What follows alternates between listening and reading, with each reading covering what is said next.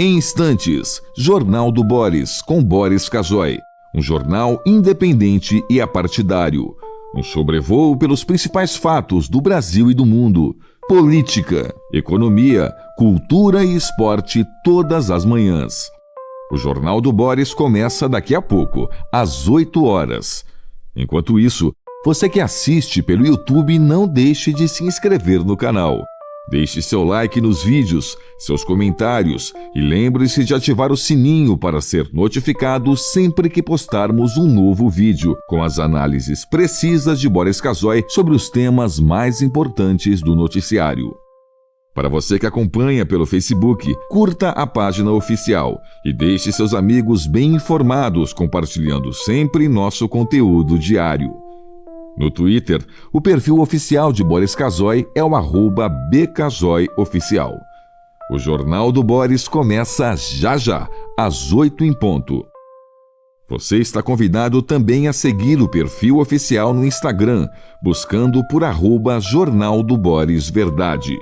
Lá você encontra fotos raras, objetos antigos da coleção particular de Boris Casoy e fica por dentro do cotidiano deste jornalista com mais de 60 anos de carreira.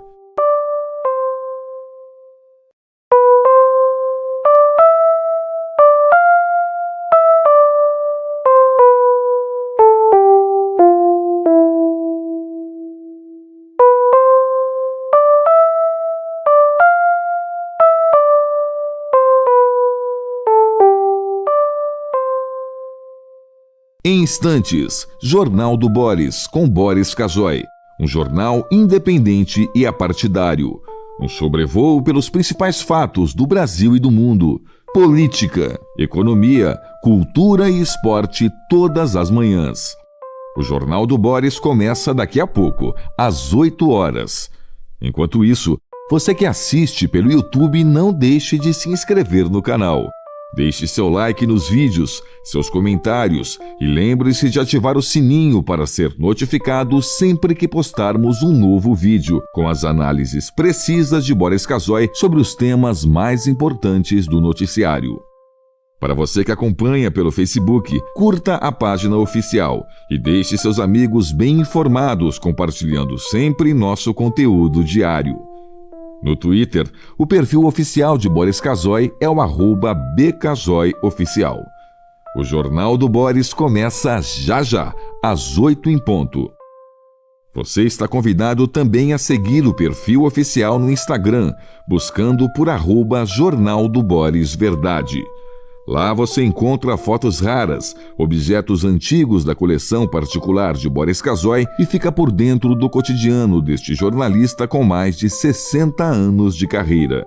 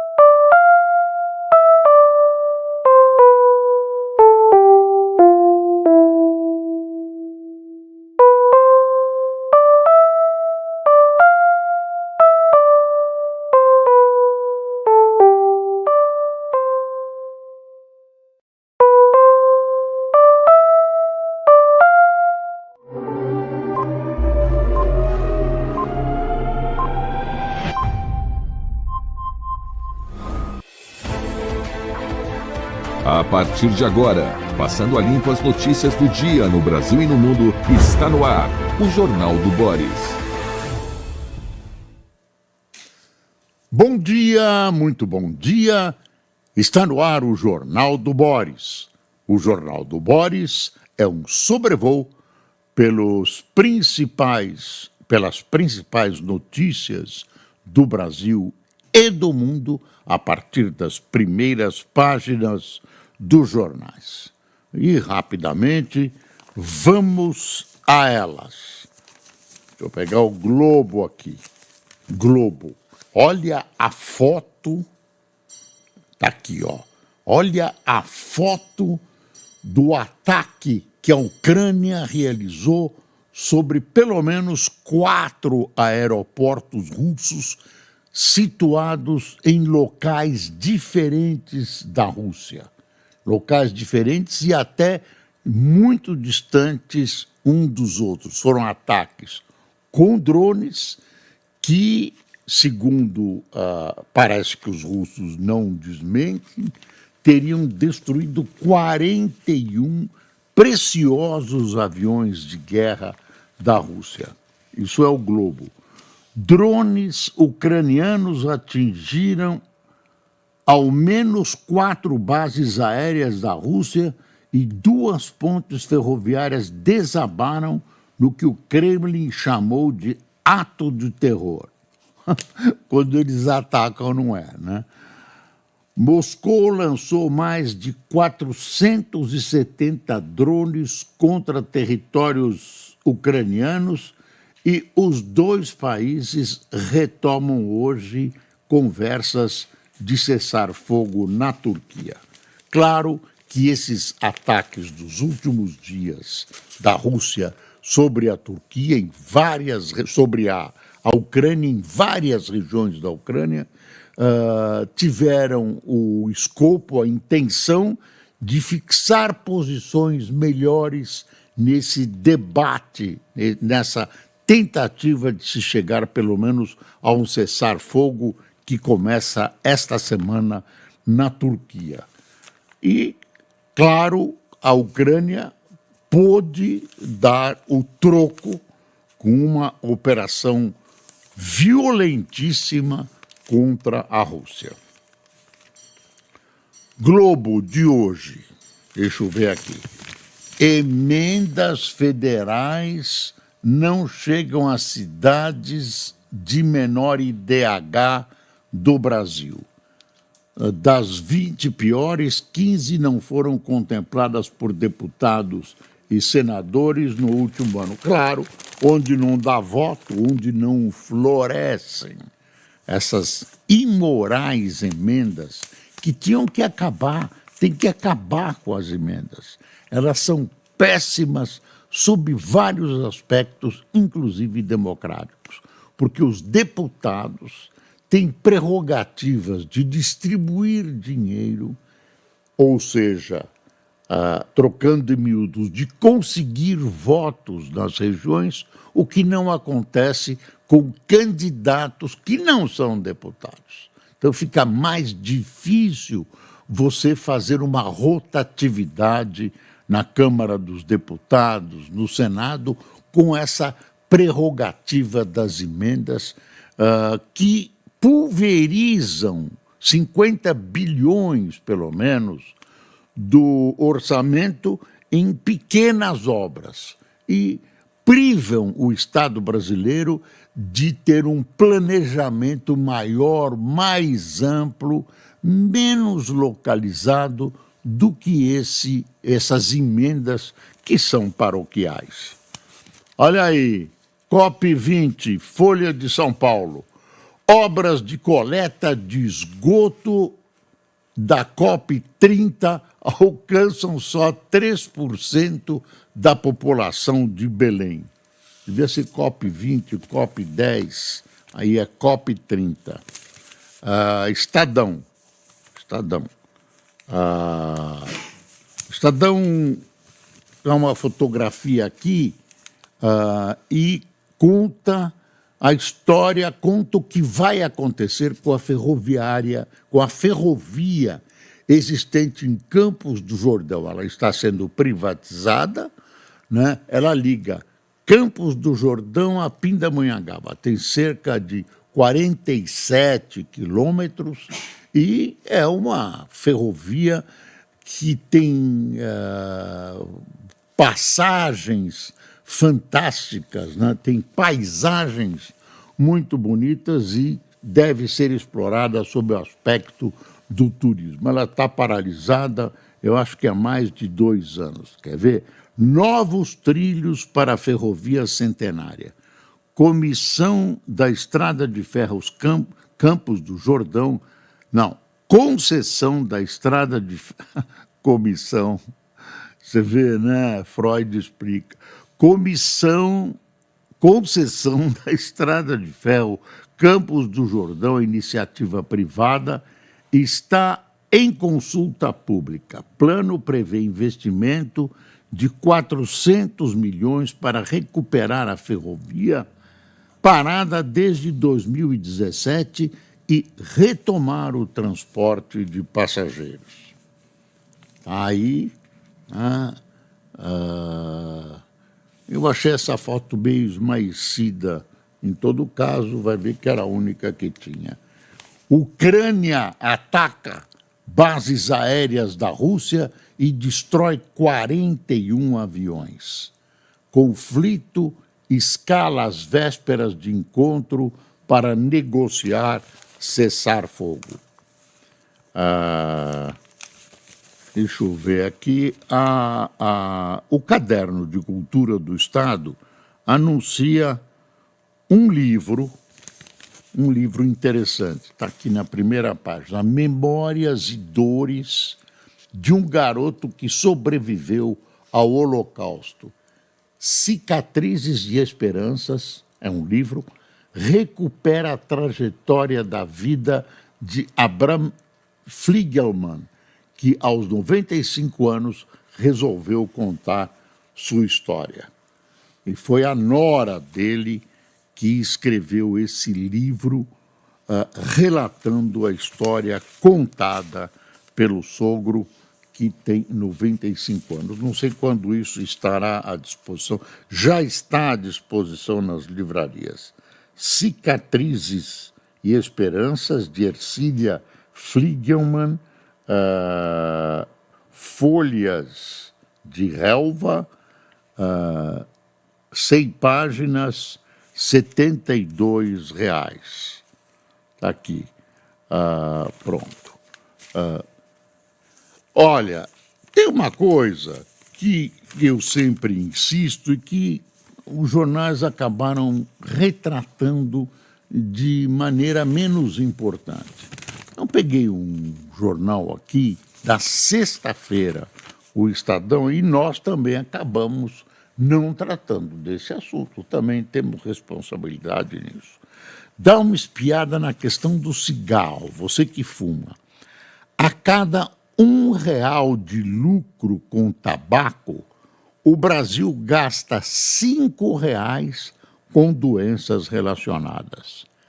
Estudo foi feito pelo Instituto do Câncer pela primeira vez desde 2007, cresce a prevalência de fumantes. Prevalência de fumantes. Você vê? Uma matéria assinada por uma repórter, Leila Shasta. Para cada R$ 1 de lucro da indústria do tabaco, o Brasil gasta R$ 5 com doenças causadas pelo fumo, de acordo com o estudo.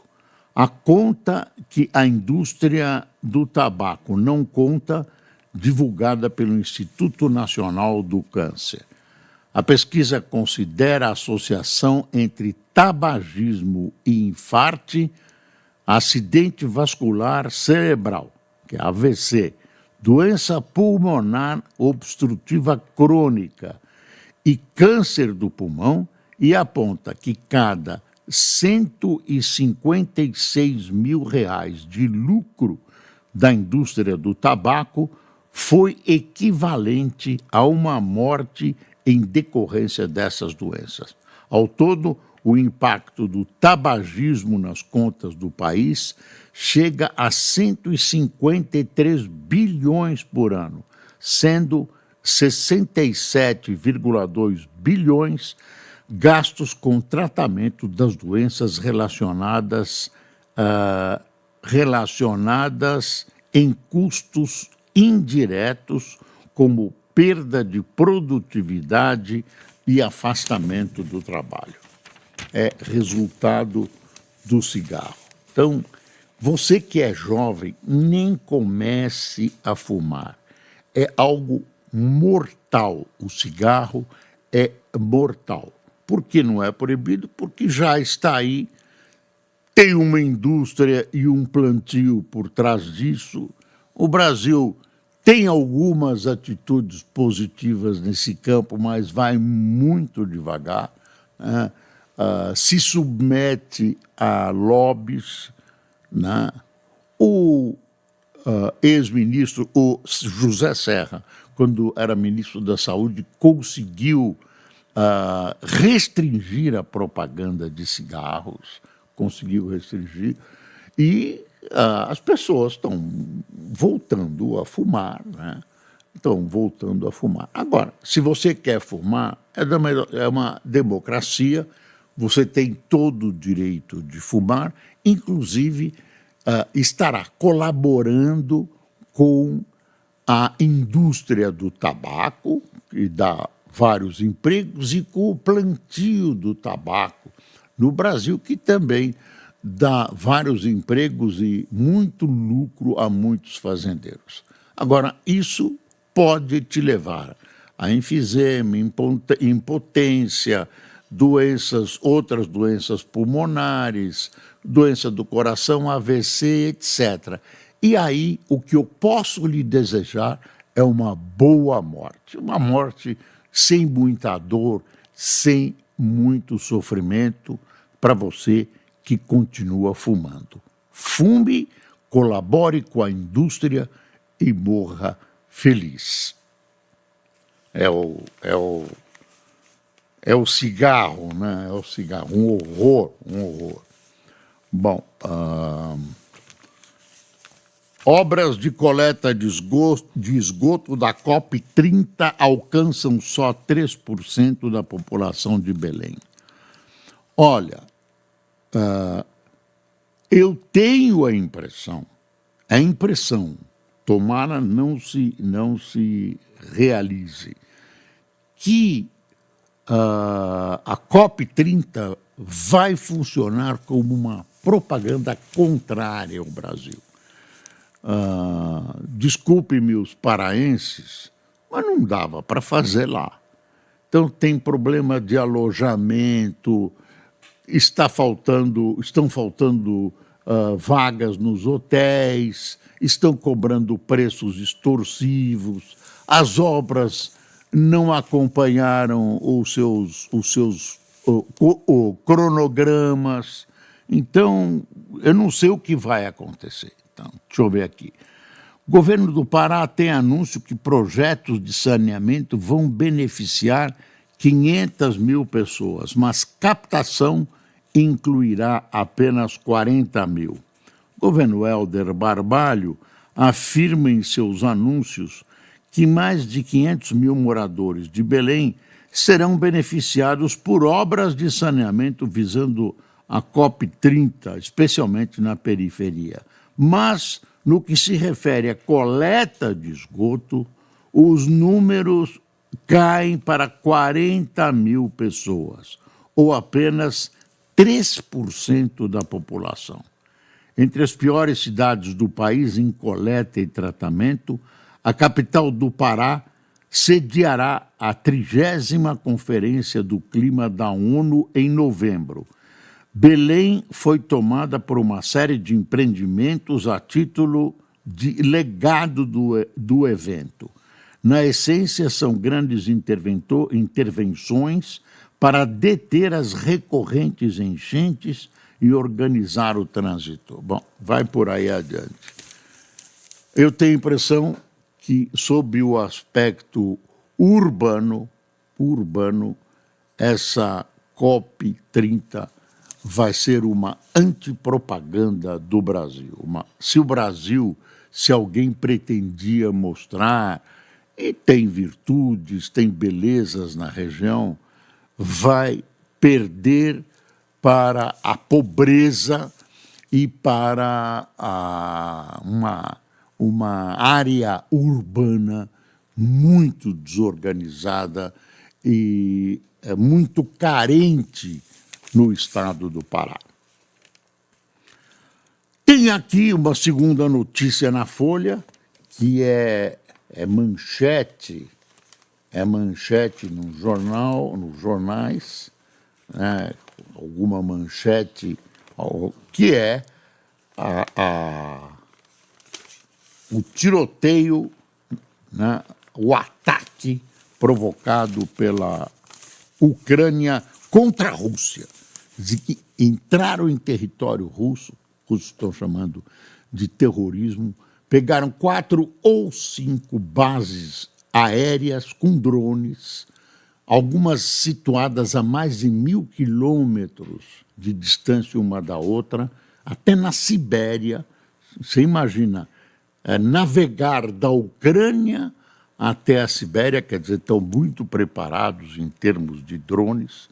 A operação foi chefiada pelo próprio presidente da República, segundo o noticiário, e isso antecede a reunião de amanhã, uma reunião que tenta um cessar-fogo ou coisa parecida e que se realizará na Turquia. É a continuação. A primeira redundou na troca de prisioneiros. Agora vamos ver o que vai acontecer. Quer ver o texto? Um dia antes de se reunir com a Rússia para negociar cessar-fogo, a Ucrânia atacou 5 bases aéreas do país adversário neste domingo. De acordo com a imprensa local, foram danificados 41 aviões de guerra em um dos maiores reveses de Moscou em mais de 3 anos de guerra. A ofensiva ocorreu horas após a Rússia usar 472 drones e 7 mísseis para atacar a Ucrânia. Eu li em algum lugar ontem, deve ser um engano, que a Rússia ia pedir uma reunião do Conselho de Segurança para reclamar da Ucrânia. Eu não vejo países democratas ultimamente. Eu gostaria que o Brasil apoiasse a Ucrânia. Não, está com a Rússia. O presidente Putin, né, tem um amigo que é o presidente Lula, que está com a Rússia nessa, e tenta intermediar. Não, vamos tentar intermediar, vamos tentar resolver o problema, enfim. O Estadão, quer ver? Problemas em série. Prejuízo dobra, passa de 1 bilhão e 700 milhões de reais. E Correios vivem atrasos e apagão de insumos. Lembra, né, que a debacle petista, a Lava Jato, começou nos Correios. Lembra essa história? Zé Dirceu, estamos vivendo 20 anos desse episódio. Está todo mundo solto. Deixa eu ver imagine, os Correios, quer dizer, é uso político, o uso político dos Correios. Funcionários se queixam até da falta de envelope. Está faltando envelope no Correio. A ANAC suspende voos da empresa. A crise nos Correios atingiu novo patamar. A estatal teve prejuízo de 1,72 bilhões no primeiro trimestre, mais do que o dobro do registrado em igual período de 2024. O quadro de receitas em quedas, perdas crescentes e maior concorrência no setor de entregas afeta a operação e se torna foco de tensão no governo. Funcionários reclamam de falta de material em agências e há queixas de atraso em pagamento de terceirizados. Em outra frente, a Agência Nacional de Aviação Civil suspenderá voos da estatal feitas por terceiros a partir de quarta-feira por questões ligadas a transporte de produtos perigosos. Olha aonde chegou a empresa dos Correios e Telégrafos aqui no Brasil, no governo Lula. É o fim da picada. O fim da picada. E o governo continua gastando muito. Continua gastando muito. Deixa eu mostrar o valor que eu não mostrei. Aí já é mais técnico. Com oferta de ações em baixa, venda em bloco se aproxima. Com oferta de ações em baixa, venda em bloco se aproxima do recorde. Em meio ao impasse do EOF, Lula elogia Mota e defende diálogo. Isso foi durante a cerimônia ontem da posse do prefeito Campos do Recife na presidência do PSB. É bom lembrar que Campos é bisneto de Miguel Arraes. Em meio à pressão do Congresso para derrubar o aumento das alíquotas do imposto sobre operações financeiras, o presidente Lula defendeu o diálogo mais amplo do Executivo com o Parlamento antes de tomar decisões. Tomou a decisão do IOF sem consultar ninguém, foi uma surpresa. E o Congresso se ressente disso, né? Até porque usou o instrumento indevido, É uma questão técnica, mas tenha certeza, usou o instrumento indevido. Aí o Lula também elogiou o presidente da Câmara, Hugo Mota, do Republicanos da Paraíba, crítico da alta do EOF.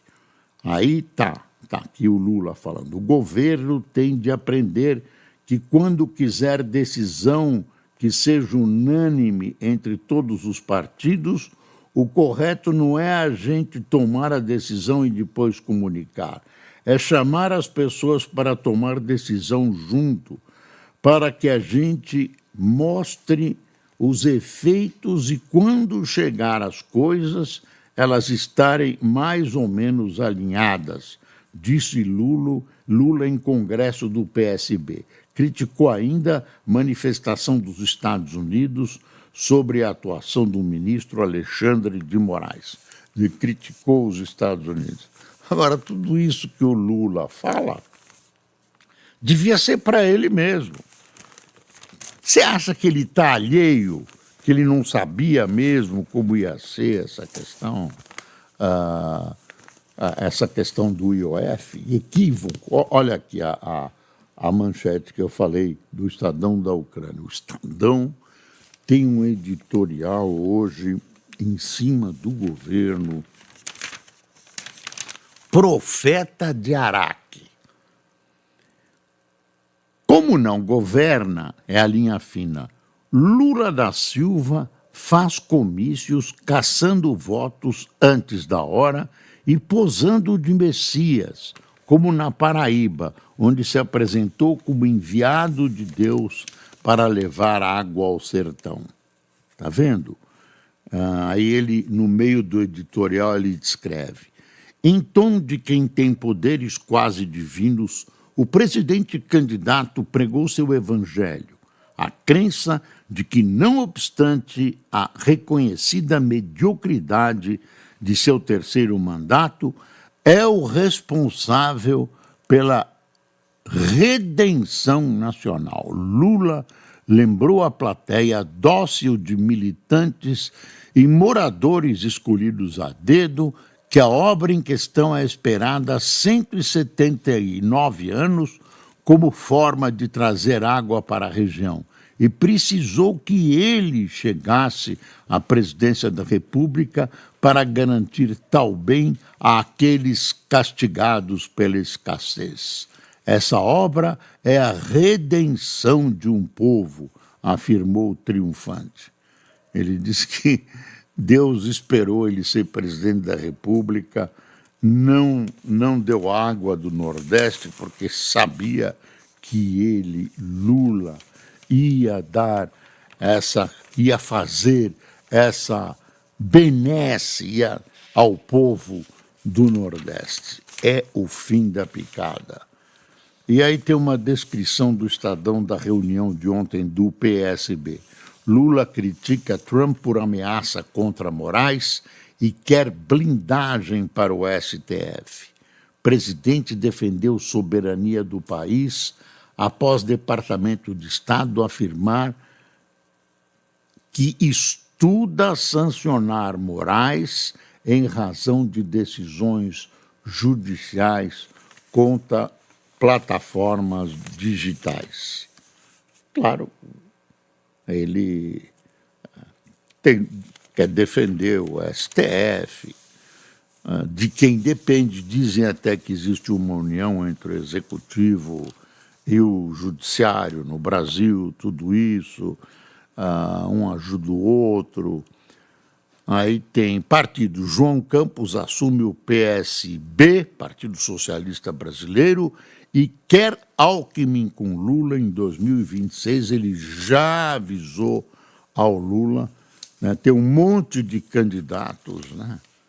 E o Estadão anuncia aqui que marcas chinesas de eletrônicos aceleram investimentos no país. São marcas de eletrônicos desconhecidas aqui. Nomes como Oppo, Midea, Insense, além de Jovi ou Jove, aumentaram a aposta no mercado brasileiro, abriram novas fábricas e buscam o reconhecimento dos consumidores. Lula deve evitar antagonismo aos Estados Unidos. É uma entrevista longa do embaixador Roberto Azevedo, ex-diretor-geral da Organização Mundial do Comércio e presidente global de operações da empresa de gestão ambiental Ambipar, que diz que o governo brasileiro deve buscar equilíbrio nas relações com a China e com os Estados Unidos. Por enquanto está desequilibrado, viu? Está desequilibrado. Lula está arrastando o Brasil inexplicavelmente por uma posição anti-ocidental. Isso em troca de nada. Isso em troca de nada. Parece uma coisa estranha. Tem o crédito para os alunos dos cursos universitários, né, que deve reverter para os cofres públicos depois que eles se formem. E isso não está acontecendo. Tem um tremendo déficit, as pessoas não estão pagando e é um tremendo problema. A Folha de São Paulo de ontem conta, né, reconta, para refrescar nossa memória, uma historinha lembra do Mensalão. Eu ia falar da Lava Jato, mas é o Mensalão. Entre negação e desculpas, Mensalão completa 20 anos e segue tabu no PT. Até hoje, utilizado por adversários para atacar o partido, o escândalo foi descrito como um esquema de compra de apoio político no Congresso e obrigou Lula, em seu primeiro governo, a recalcular a rota para escapar de um impeachment. Se à época houve alegações de traição interna e pedidos de desculpas à população, o sentimento do PT hoje é de que a sigla foi injustiçada, apesar de as condenações terem sido definidas com votos da maioria dos ministros do STF. Lembra? Roberto Jefferson fez a denúncia, foi um rebu, até hoje não resolvido. Está todo mundo solto. Essa foto aqui é o Marquinhos, brasileiro, comandante, capitão da equipe do Paris Saint-Germain, que ontem goleou o Milan por 5-0 e pela primeira vez ganhou isso foi em Munique, deixa eu ver, foi em Munique, ganhou a Copa dos Campeões da Europa. Olha aí, né? E aí quebrou o pau em Paris, desordem, pelo menos 2 mortes, enfim. É muito ruim essa comemoração, não é só aqui, não. Não é só aqui. Bom, vamos a quem tomou cafezinho conosco. Ai, segunda-feira é muito chato, hein? É muito chato, é difícil fazer o jornal, as coisas se arrastam, os jornais vêm com poucas notícias. Nossa, segunda-feira devia ser proibida. Se o Lula quisesse reeleger, mesmo ele cancelava a segunda-feira, já começava na sexta, que beleza que seria. Bom, quem tomou café conosco, Liliane Nascimento, Clodoaldo Araújo, Davi William, João Antônio, Maria Lúcia, Vanete, Paul Belo, Daniela Brita, Marcílio Menezes, Nirtan Almeida, Vera Kunzler, Giane Santiago, Edileia Lisboa, Jorge Corado, Chiquinho Souza, Fernando Aguiar de Lusiana, Anderson Marlon de Montes Claros, Minas Gerais, Carlos Augusto de Piracicaba e Eunice Pereira de Naviraí. Pessoal, muito obrigado por sua atenção. Esperamos você amanhã, neste mesmo horário, nestas mesmas bases de transmissão da internet, com os nossos melhores agradecimentos e a lembrança de que é preciso passar o Brasil a limpo. Bom dia.